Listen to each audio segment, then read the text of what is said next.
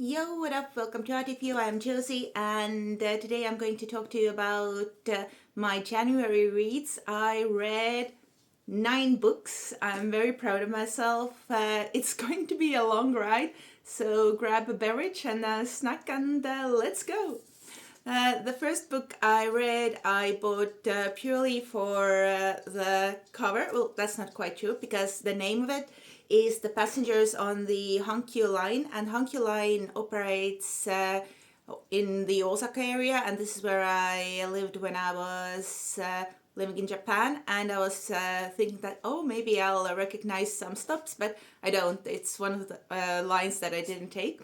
But what is this book? It's exactly as it says. It talks about people who are riding basically the same cart, and what happens before and what happens after. It's a very, very nice slice of life. It's not hard reading, but it makes you believe in love. It makes you believe in community, and I really enjoyed it. And I think I need to read more books by Japanese authors, especially this type of slice of life thing. It's not really, it hasn't been really my thing, but now I feel like maybe it is. Okay, the next book I read was, this is quite an old one. I bought it a while ago and I never picked it up, but it's called The Romantic Tragedies of a Drama King, and it's by Harry Trewalden. Oh, by the way, this was by Hiro Arikawa. And yeah, that's that. Okay, so this one is by Harry Trewalden. Help this name, Trewaldwin. It was so much fun. It is absolutely dramatic. The main character is so funny, kind of oblivious, kind of naive, but very likable in my opinion. Some of the things he does, he's young. We all do weird things when we're young that we're not proud of, but I feel like he went through some growth, and it's just very funny. The person who wrote this is a comedian, and I definitely want to read more books by him because I just enjoyed it. It's a very nice young adult book. Now, no, not this one. The third one is Queer Villains of Myth and Legends by Dan Jones. I actually read the first book in December, which is Queer Heroes of Myth and Legend, and this one had like such a big part of it was just ancient Greek and Roman heroes and characters, and it was getting a bit too much, but in the end it picked it up, and I enjoyed it. This, however, this didn't have enough. Exactly, like I was missing so many people from Greek mythology. There was no Hades, there was no Poseidon, and they had Zeus, obviously. But I felt like this didn't have enough mythological characters. It concentrated more on TV and movies, and it's kind of like double-edged sword because I enjoyed that the author was referencing movies, books, TV shows that I was not aware of, and giving like small recommendations what you should watch, but it was just too heavy on now and not enough with the ancient times. And the selection was very Eurocentric, so I was thinking that really you couldn't find anyone else. It's very light reading, it's very quick, it's entertaining, but yes, I felt like the selection just was not enough. Now, completely different is this book that I picked up from a book sale, and it's about it's about countries that have disappeared from maps, but it's actually about this person's stamp collection. It's by Björn Berge, and basically he collects stamps that are from countries that don't exist anymore. And then he talks a bit about the countries. He shows where they were on the map, and I like the format of it. It's fun. It's like this. Sometimes he gives recipes for some reason, and then there's a small section about the books he used to write it, and that you should read as well if you're interested in the topic. Yes, and then for some reason he thinks that we also need to know what the stamp tastes like. So he describes what it tastes like after licking them. And these stamps are from 1840 up until 1970. Some health codes were violated while writing this book. And there were some translation mistakes that I caught, and I think that they came from maybe using AI, because I could think like, it's probably the prompt that made the translation so weird. They were describing an area in Finland and saying that, it went to Soviet Russia with Tartu Treaty, but Tartu Treaty was about Estonia. There were no areas of Finland mentioned. So I don't know. I think maybe the prompt was that if it's something very obscure like a treaty, or if you can't imagine the place's size, use something that's native to the translation. And they were using like weird Estonian counties to describe what the countries were, what the size of the country was, and then exactly the Treaty of Tartu, which is so random. So it was a bit weird. It wasn't. I think it was a 3-star read that. Yeah, I think I rated it but it was such a random thing, and it was like €5, so whatever. Now something different. This was How Much Queer Work, and it's a book that was published in to accompany an LGBT movie documentary festival, something, and it features different art by different artists and different topics that all talk about LGBT experiences. Some are sweet, some are aggressive, some are sad, and I found that the style of the cartoons is not really, like, it's not very Disneyfied, or it's not like Asterix that I read. It's different, so you really could see the different viewpoints of the authors. It was so expensive. It was €24, I think, but gotta support queer art. Like Magami said, these are all the authors. It was a fun book. I'm definitely open to lending it out to people who are curious about it. Now, another book that I bought and then forgot about is Influential, and this is by Amara Sage, and obviously it's about a person who is an influencer. What was her name? Almond.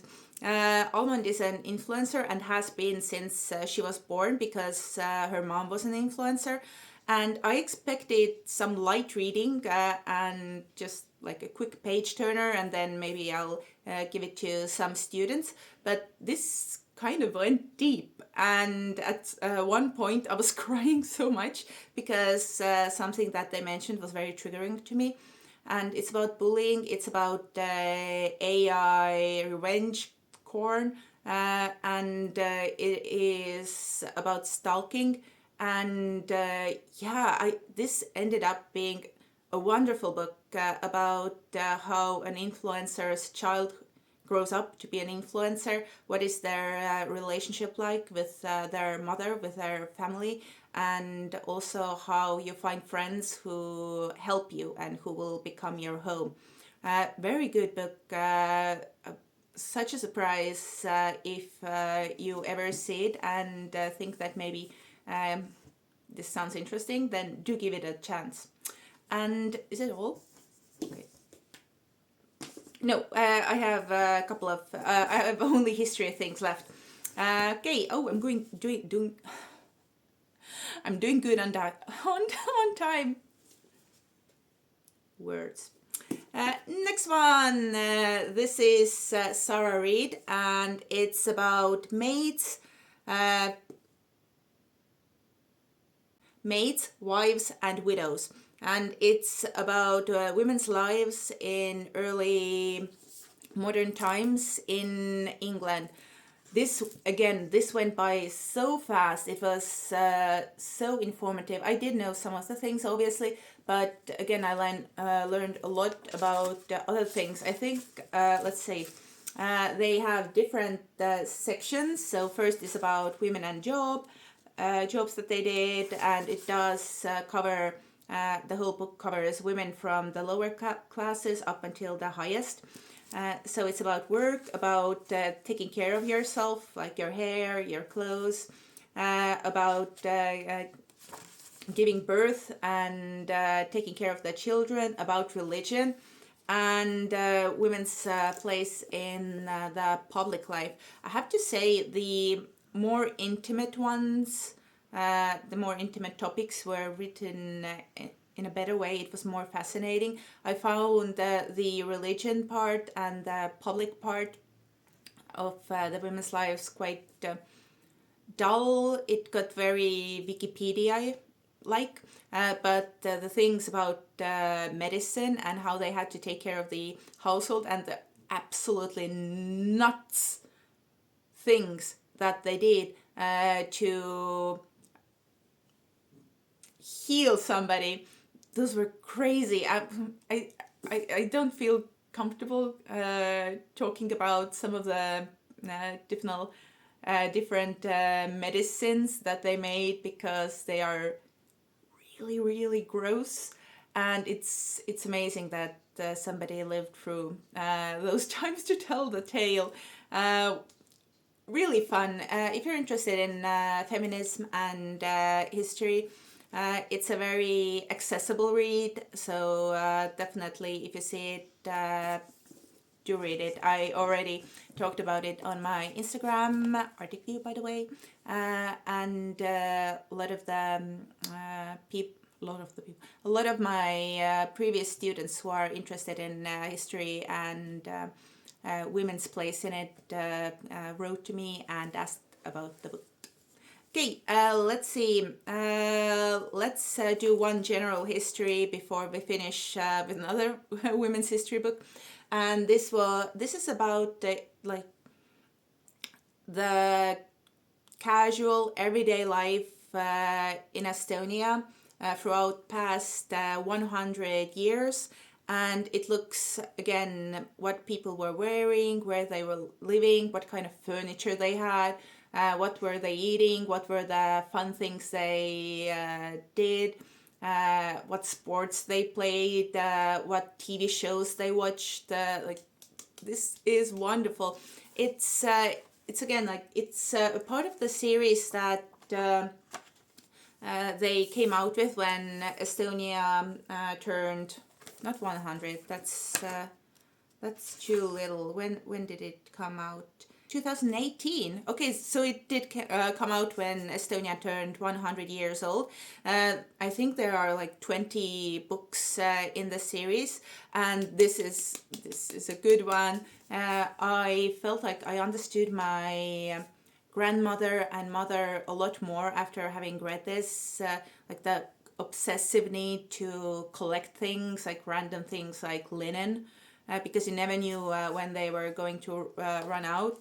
It's also fun because it talks about like shopping and furniture and school and home parties. It's wonderful. Yeah, what kind of music they listen to.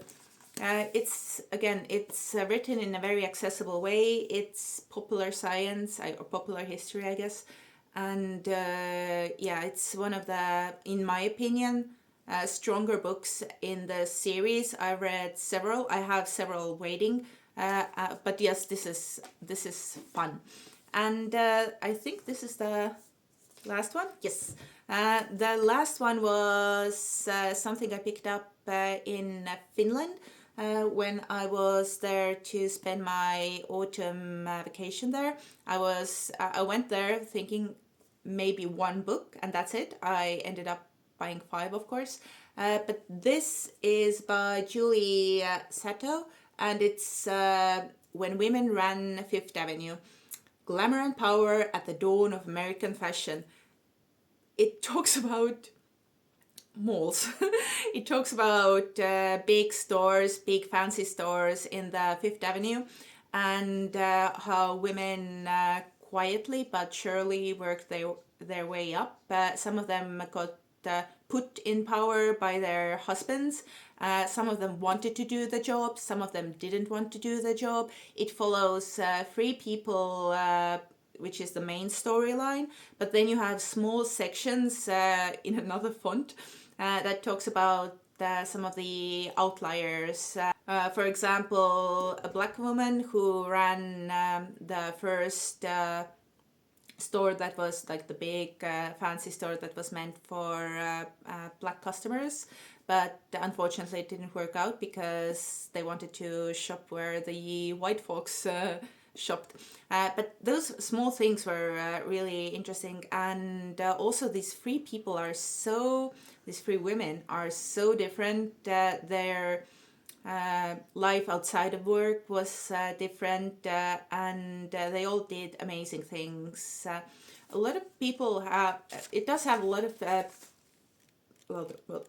doesn't have any, okay, it does have quite a few pictures, and I had to take my phone and go look up some of the older, like the architecture of the stores, or there was one funny story about how Salvador Dali was doing the window displays to one of the stores, and it was too much. So they changed it not to be so crazy, and he was so mad, so he ran there and he flipped a bathtub that was there out of the window and got arrested for being a public nuisance. Like these small kinds of stories are so much fun. A lot of people on Goodreads were saying that they expected to hear more about fashion, but it's about how they ran the stores. I'm like, the department stores, like, what do you want? It doesn't say that it does say about American fashion, but what do you want? It was such a small piece of history about something that I have never thought that I want to know more about. But these are the books.